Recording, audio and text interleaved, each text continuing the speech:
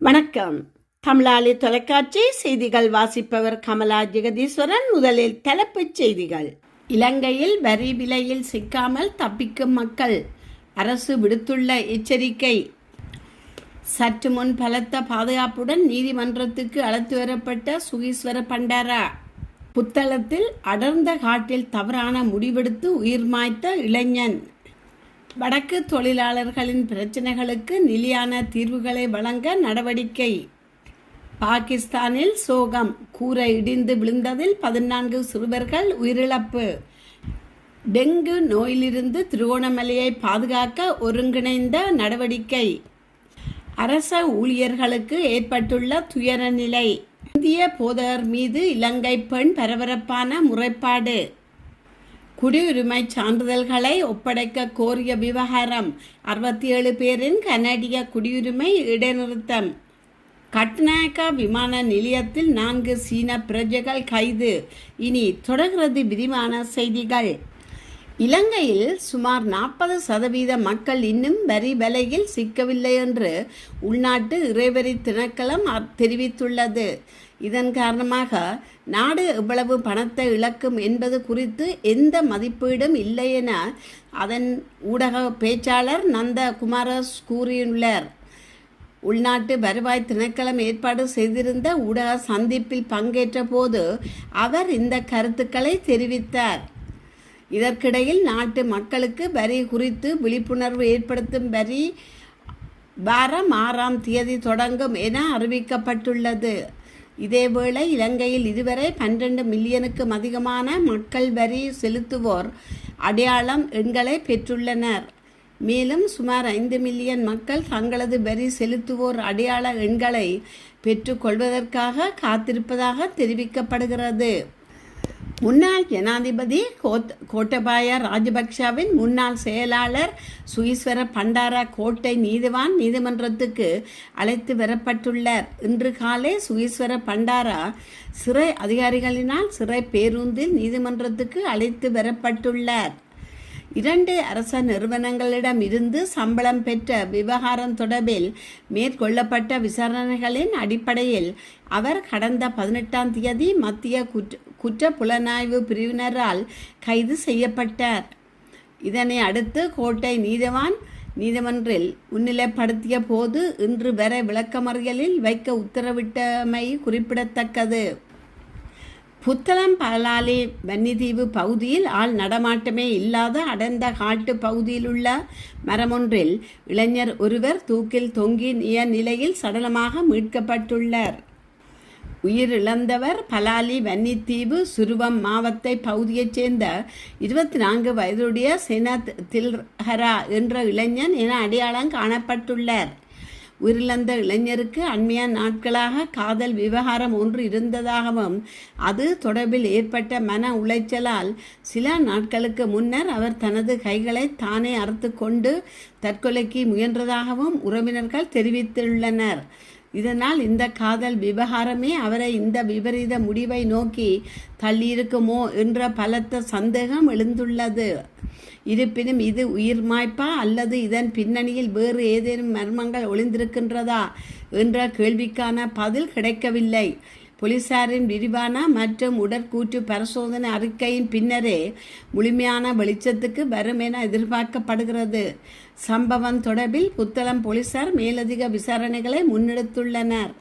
வட மாகாண கடற்தொழில் இணையத்தின் பிரதிநிதிகளுடன் கடற்தொழில் நீரியல் மற்றும் கடல் வளங்கள் அமைச்சர் ராமலிங்கம் சந்திரசேகர் கலந்துரையாடலில் ஈடுபட்டுள்ளார். குறித்த கலந்துரையாடல் யாழ்ப்பாணத்தில் தனியார் விடுதியில் நடைபெற்றது. இதன்போது வடக்கு கடற்தொழிலாளர்கள் எதிர்நோக்கும் பிரச்சினைகள் மற்றும் அவற்றுக்கான தீர்வுகள் தொடர்பில் விரிவாக கலந்துரையாடினர். கடற்தொழில் அமைச்சர் மேலும் கருத்து தெரிவித்ததாவது: சட்டவிரோத மீன்பிடி, இழுவை தொழில், கரவை வலை மீன்பிடி உள்ளிட்ட விடயங்களை ஒழுங்குபடுத்துவதற்கான புதிய சட்டமூலங்கள் தயாரிக்கப்பட்டு சட்டமா அதிபர் திணைக்களத்திற்கு அனுப்பப்பட்டுள்ளது. அங்கிருந்து பெறப்படும் திருத்தங்கள் மீளாய்வு செய்யப்பட்டு மீண்டும் அனுப்பப்பட்டுள்ளதுடன் இறுதி அனுமதி கிடைத்தவுடன் அடுத்த கட்ட நடவடிக்கைகள் முன்னெடுக்கப்படும். கடல் அட்டை பண்ணைகள் தொடர்பில் சிறு தொழிலாளர்கள் பாதிக்கப்படாத வகையில் தேவையான நடவடிக்கைகள் எடுக்கப்படும். இலங்கை இந்தியா கடற்தொழில் பிரச்சினைக்கு தீர்வு காணும் நோக்கில் ராஜதந்திர ரீதியிலான பேச்சுவார்த்தைகள் முன்னெடுக்கப்பட உள்ளது. ஒளிப்பாய்ச்சு மீன்பிடி போன்ற சட்டவிரோத நடவடிக்கைகளுக்கு எதிராக கடுமையான சட்ட நடவடிக்கைகள் மேற்கொள்ளப்பட்டுள்ளதுடன் கடலில் காணாமல் போகும் கடற்தொழிலாளர்கள் மற்றும் படகுகள் தொடர்பிலும் அரசாங்கம் விசேட கவனம் செலுத்தி வருகிறது.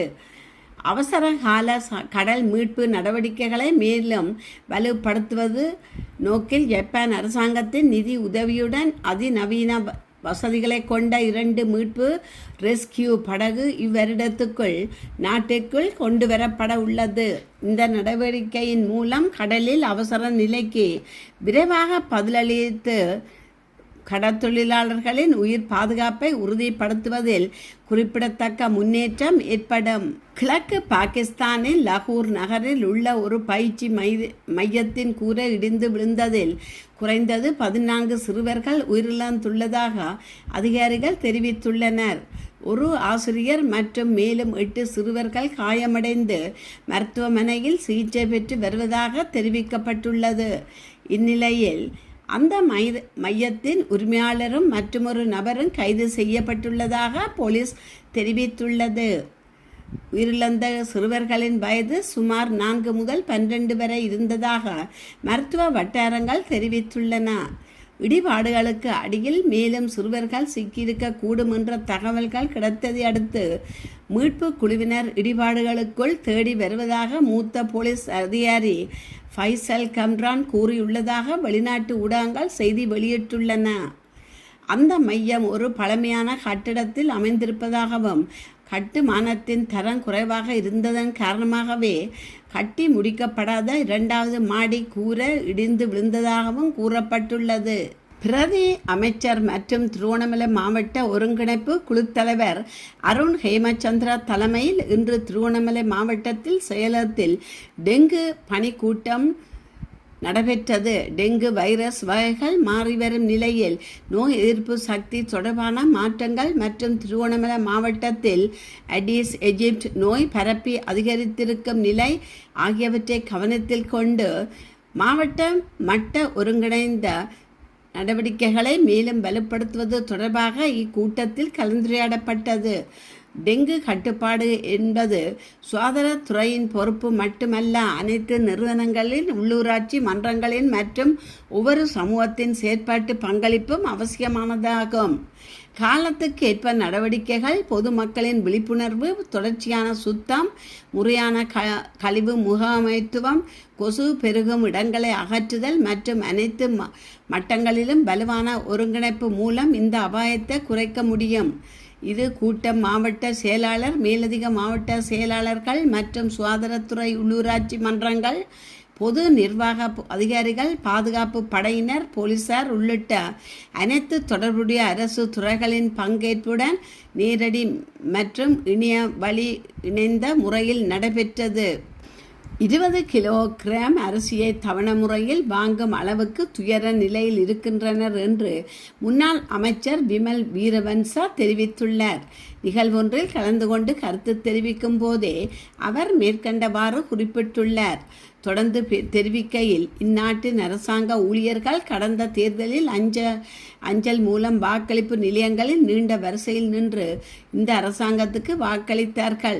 ஆனால் இன்று அதே அரசாங்க ஊழியர்கள் பார்த்து அவர்கள் திருடுகிறார்கள் என்று பகிரங்கமாகவே குற்றம் சுமத்துகிறார்கள். அரசாங்க ஊழியர்களுக்கு இவ்வளவு கேவலமான முறையிலும் அவமதிக்கும் வகையிலும் முன்னெடுக்கும் போதும் எந்த ஒரு அரசாங்கமும் நடந்து கொள்வதில்லை. அன்று அரசாங்க ஊழியர்களுக்கு தவணை முறையில் செலுத்துவதற்காக மோட்டார் சைக்கிள் வழங்கப்பட்டன. ஆனால் இன்று தவணை முறையில் 20 கிலோ அரிசியை பெறும் அளவிற்கு அரசாங்க ஊழியர்களின் நிலைமை மிக மோசமாக வீழ்ச்சியடைந்துள்ளது. இந்த அரசாங்கத்தினால் நாட்டை மேலும் மேலும் பழிகுழிக்குள் தள்ள முடியுமே தவிர நாட்டை மீட்டெடுப்பதற்கான எந்த ஒரு சாதகமான உத்தியோகபூர்வ நடவடிக்கையையும் எடுக்க முடியாது என்பதை தான் இவர்களின் நாளாந்த செயல்பாடுகள் நிரூபித்து வருகின்றன. அதே போன்று இந்த அரசாங்கம் ஆட்சி பீட பெறுவதற்கு இந்நாட்டின் விவசாய மக்களும் தங்களின் பெரும்பான்மையான ஆணை மூலம் மிகப்பெரிய பங்களிப்பை வழங்கியிருந்தார்கள். ஆனால் இன்று அந்த ஈழ விவசாயி மக்களை கசிப்பு உற்பத்தியாளர்கள் என்று கூறி அரசாங்கம் அவமதித்து வருகின்றது. இதுவே இன்று இந்நாட்டில் ஏற்பட்டுள்ள மிகப்பெரிய துரதிருஷ்டவசமான சூழ்நிலை ஆகும் என குறிப்பிட்டுள்ளார்.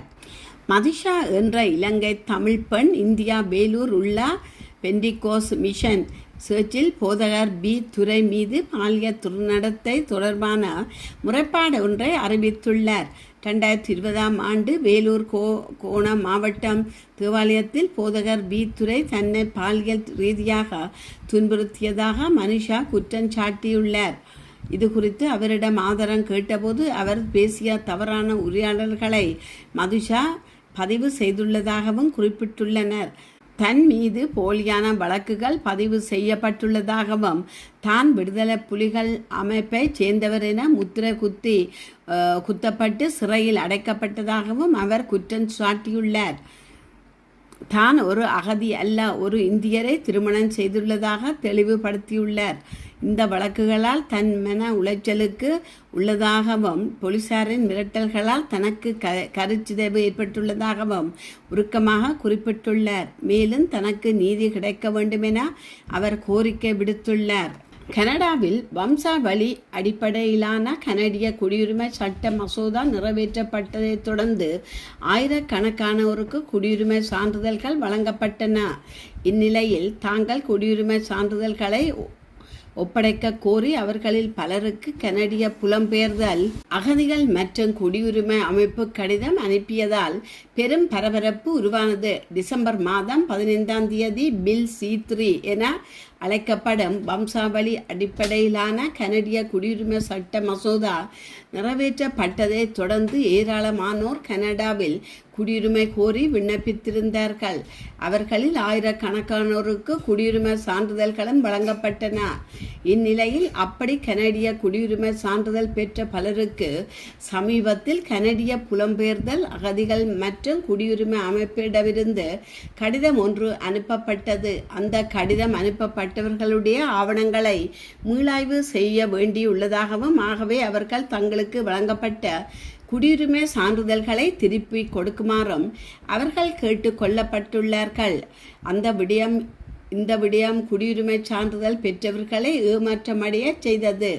அப்படி குடியுரிமை சான்றிதழ்களை திருப்பி கொடுக்குமாறு கேட்டுக்கொள்ளப்பட்டவர்களில் 67 பேருடைய கனடிய குடியுரிமை தற்போது இடைநிறுத்தம் செய்யப்பட்டுள்ளது.